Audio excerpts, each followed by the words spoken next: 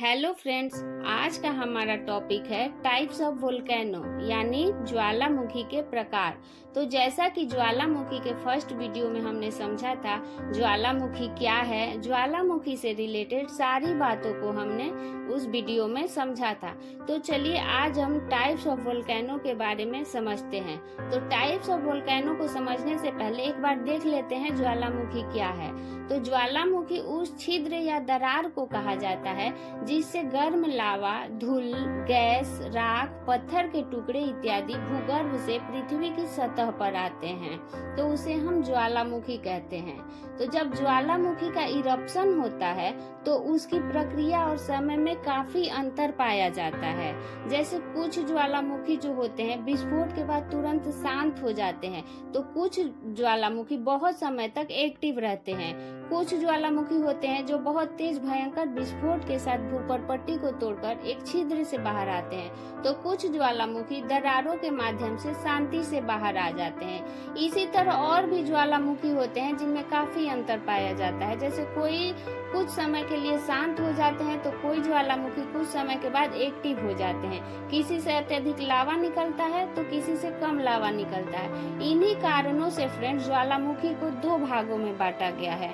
पहला ज्वालामुखी के उद्गार के आधार पर और दूसरा उद्गार की अवधि के आधार पर। तो सबसे पहले हम ज्वालामुखी के उद्गार के आधार पर देखेंगे। इसमें भी दो प्रकार के ज्वालामुखी उद्गार देखने को मिलता है। ज्वालामुखी के उद्गार के आधार पर भी दो प्रकार के ज्वालामुखी उद्गार देखने को मिलता है। जैसे पहला केंद्रीय उद्गार वाले ज्वालामुखी और जो दूसरा होते हैं वो दरारी उद्गार वाले ज्वालामुखी होते हैं। तो केंद्रीय उद्गार वाले ज्वालामुखी में एक पतली नली के सहारे एक छिद्र के माध्यम से लावा भयंकर विस्फोट के साथ तेजी से बाहर निकलता है। ये बहुत ही विनाशकारी होता है। इरप्शन के आधार पर केंद्रीय उद्गार वाले ज्वालामुखी को भी कई भागों में बांटा गया है। जैसे पहला हवाई तुल्य ज्वालामुखी, दूसरा स्ट्रम्बोली प्रकार के ज्वालामुखी, तीसरा वल्केनियन तुल्य ज्वालामुखी, चौथा पिलियन तुल्य ज्वालामुखी, पांचवा विसुवियस तुल्य ज्वालामुखी। तो सबसे पहले हम हवाई तुल्य ज्वालामुखी के बारे में समझते हैं।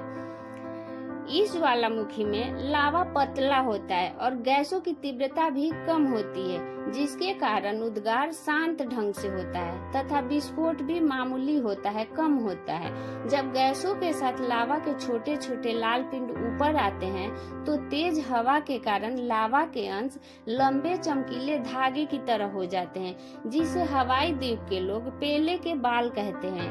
ये सभी जो घटनाएं हवाई द्वीप पर होता है, इसीलिए इसे हवाई तुल्य ज्वालामुखी कहा जाता है।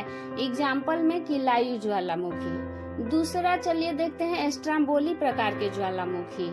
इस ज्वालामुखी में लावा थोड़ा कम पतला होता है। कभी कभी जहां से गैस निकलती है तो उसके मार्ग में रुकावट आने से मामूली विस्फोट होता है। ऐसे उद्गार भूमध्य सागर में एक सिसिली द्वीप है, उसके नॉर्थ में लिपारी के स्ट्रम्बोली ज्वालामुखी में पाया जाता है।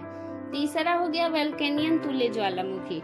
ऐसे ज्वालामुखी में विस्फोट भयंकर उद्गार के साथ प्रकट होती है। इससे जो लावा निकलता है वो काफी चिपचिपा, विस्कस एंड पेस्टी होता है।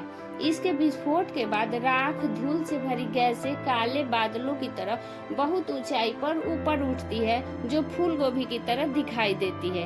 इसका नामकरण भूमध्य सागर में स्थित लिपारी द्वीप के वोल्केनो नामक ज्वालामुखी के आधार पर किया गया था। चौथा है दोस्तों पिलियन तुल्य ज्वालामुखी।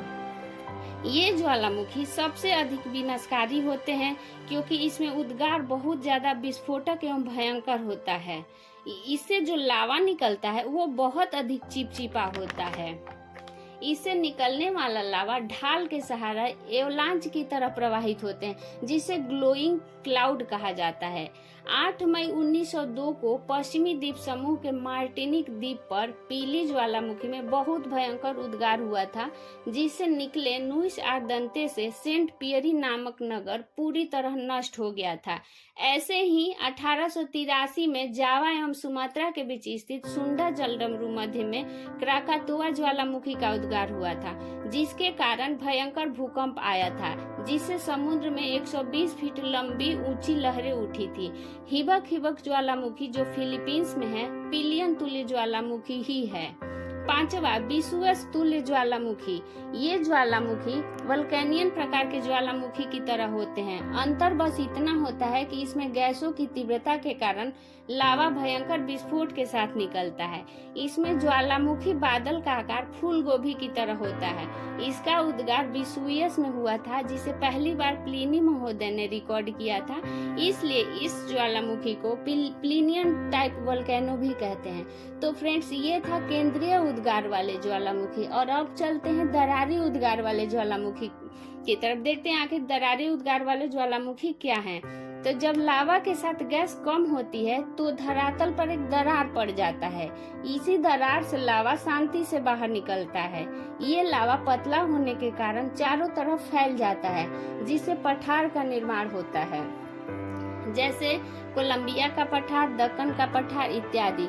तो फ्रेंड्स, आज का हमारा वीडियो कैसा लगा हमें जरूर बताएं और मेरे चैनल को सब्सक्राइब करें। Thank you.